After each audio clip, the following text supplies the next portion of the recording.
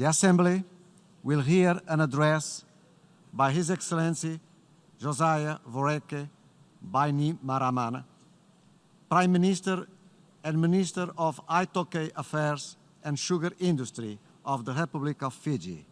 May I request protocol to escort His Excellency. I have great pleasure in welcoming His Excellency, the Prime Minister and Minister for iTaukei Affairs and Sugar Industry of the Republic of Fiji, and invite him to address the General Assembly.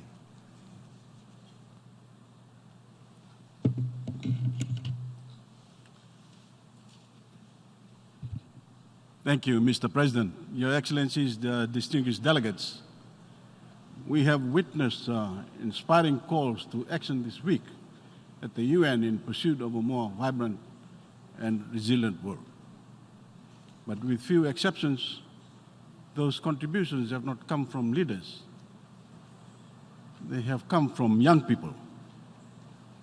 Young people who are tired of watching helplessly as their future is hijacked by nations too blind to the catastrophe at our doorstep or too important to do what must be done.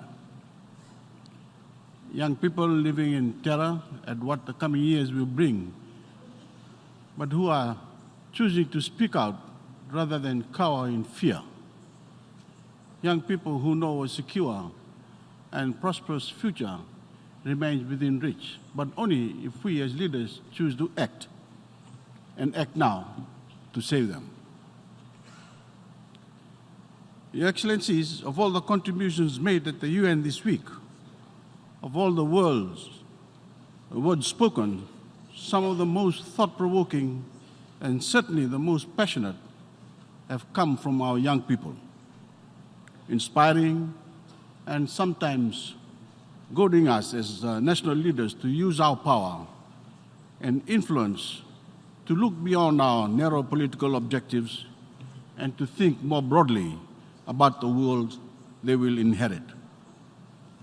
A few hours ago, the world's leading climate scientists, through the Intergovernmental Panel on Climate Change, issued a report that adds a new dimension of horror to the world our children and grandchildren will inherit. They have warned that global warming is turning our seas into a huge potential threat to humanity, saying that the global average sea levels could increase by up to 1.1 meters by 2100 in the worst warming scenario. This is a rise of 10 centimeters on previous IPCC projections because of the larger ice loss now happening in Antarctica. This is heartbreaking news for tens of thousands of Fijians in our coastal areas and all people in low-lying areas around the world. And it adds considerable urgency to the mission of Fiji's Climate Relocation and Displaced Peoples Trust Fund for communities and infrastructure, which I launched Monday night here in New York. I urge everyone to read this report. It is from the top minds in their scientific fields. I say to any living in denial of the climate emergency, some of whom sit at the apex of certain governments, you readily listen to the scientists and take heed of the best research available in every other field of human endeavor. So you must not refuse to listen to the scientists on climate change. One of our youngest climate warriors, young Timothy Naulusala, makes his case far better than I ever could. He watched his village be ripped to pieces in Cyclone Winston and is now demanding the world act to spare other youth the same sufferings he personally endured. Excellencies and fellow leaders, if we fail to act, Timothy's worst fears will be realized, as we will condemn him and all young people to a hellish future. For all 195 member states of the United Nations, this is our moment of truth. the defining issue that will determine the course of history. Previous generations fought each other to uphold their own interests. But now the world must unite around our common interest to fight a more powerful enemy, a monster we created ourselves, a heating planet staggering under the excess of all who have taken its resilience for granted. Every nation has a role to play, but only the industrial nations have the economic capacity and advanced technical know-how to lead the world to victory in this struggle. Defeat is not an option. So to those who did not come to New York this week with fresh plans to tackle the climate crisis, or who came merely out of curiosity to observe, again, please examine the evidence, examine the facts. And for the sake of our children and our grandchildren, face up to your responsibility to lead. To stave off catastrophe, there is no alternative but to commit to net zero carbon emissions by 2050. There is no alternative but to cap the average global temperature at 1.5 degrees Celsius above the pre-industrial age and preferably lower. Because even at 1 degree warming, entire species are being made extinct and our coral reefs are dying. There is no alternative but to rapidly scale down the use of fossil fuels and rapidly scale up the development of renewable energy. And there is no alternative but to rapidly phase out the use of coal. No more coal mines, no more coal-powered electricity, because unless we stop burning coal, we have no hope of achieving net zero emissions in 31 years' time. We must also bring oceans into the heart of the UNFCCC process at the Blue COP25 in Chile in December, because you can't have a stable climate without a healthy ocean. My message to my own people, and especially young Fijian, is this: I hear you. Your nation, your government is doing everything it can to get the world to confront the climate threat. We took on the presidency of COP23 not for prestige, but to play our part in ensuring your survival and everything we hold dear, not only our precious surroundings, but our culture and traditions. To protect the dreams and aspirations every Fijian has for themselves and the hopes they have for their children. Small as we are, Fiji will fight. We will keep being a voice for more climate ambition, more climate action. We will continue to advance our case in the great forums of the world, not only on behalf of Fijians and other Pacific Islanders, but the climate vulnerable everywhere. This week, Fiji answered the call of the UN Secretariat, UN Secretary General, to come to New York with more ambition to reduce our own emissions. This amounts to only 0.04% of total global emissions, but we will be lodging a revised NDC in the new year, which will include a commitment to achieve net zero emissions by 2050. Because leadership is about leading by example, not lecturing others or expecting them to shoulder the burden alone. Friends, COP is not the first time Fiji has shown leadership in the world. For 4 decades, we have served the world through our contribution to UN peacekeeping. Our troops have traveled across the globe to some of the most violent trouble spots and placed their lives on the line to protect the innocent.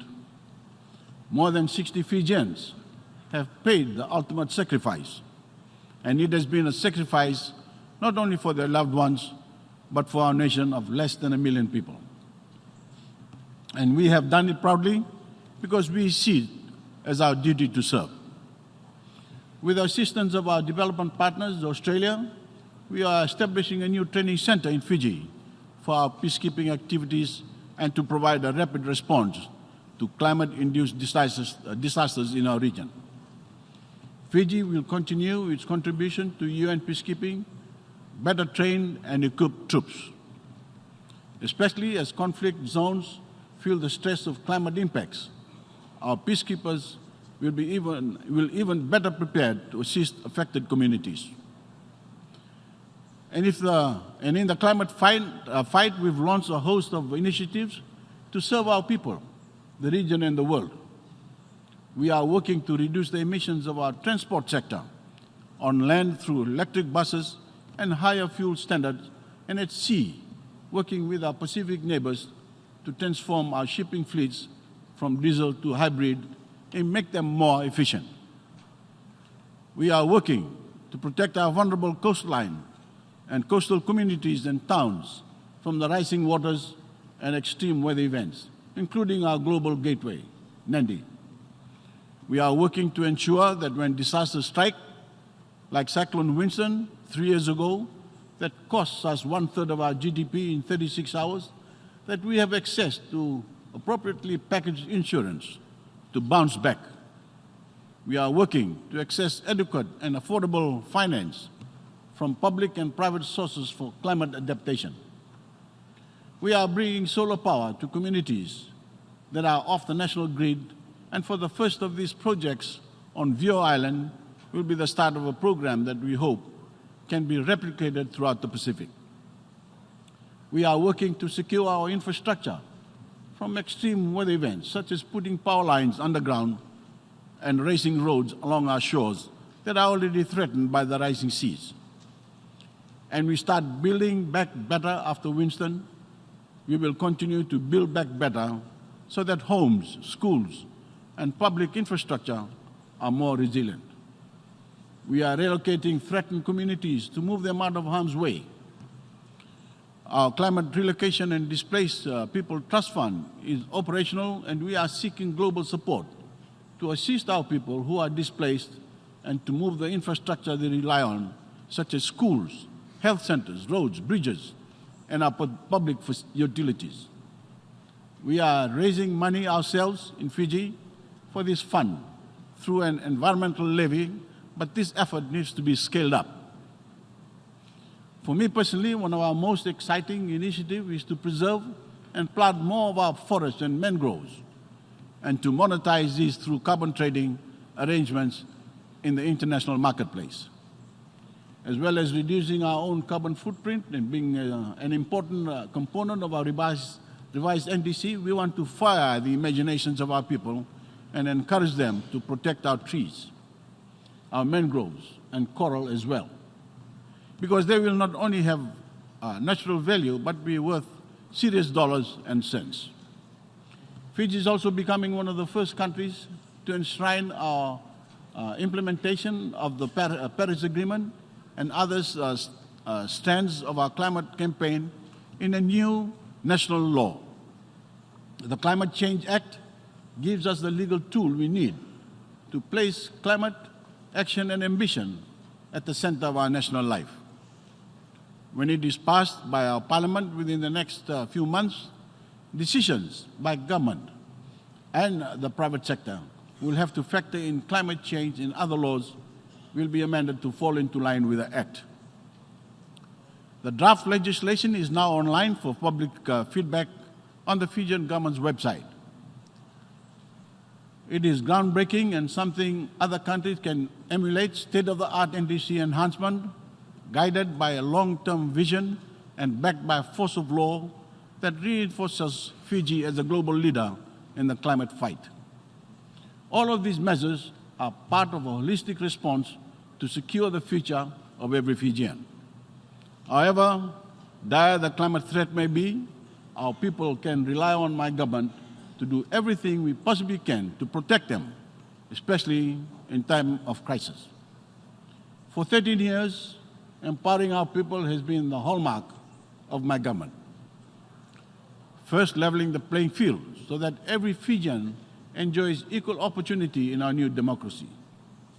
Providing free education for the first time so that no Fijian child is left behind. And we end the heartbreak of parents unable to send their children to school. Providing more access to higher education with scholarships and tertiary loans, and training tradespeople, and building national capacity in our network of technical colleges. providing better access to health care, plus free medicine for low-income earners, and entering into public-private partnerships to improve our hospitals. Raising social wages, extending maternity leave, family care leave, and paternity leave. Improving our standards of governance and accountability, fighting corruption and prudently managing the nation's finances. Ensuring that those living in rural and maritime areas enjoy the same access to services as those in our towns and cities. Providing incentives for investment and creating a record number of jobs. And we're harnessing the might of multilateralism through deeper partnerships with and leadership within financial institutions and development organizations. Fiji's willingness to give our time and energy to answer critical global calls to action, whether in peacekeeping, addressing climate change, or preserving our oceans, has earned us unprecedented respect. The reason these achievements have ultimately been possible is because my government has united the country, empowered our people, and given them a sense of purpose. And they will not permit those who seek to divide us and take Fiji backwards to ever succeed. But all of that progress remains at risk if the world does not heed the voices of our young and summon the collective will to confront the climate threat. It is our duty as the leaders of our own generation to secure the future of our planet and our only home for them and the generations to come, and to lay out a vision of the great opportunities that await the world when we embrace a sustainable energy future and a sustainable future for all living things. Thank you, Mr. President.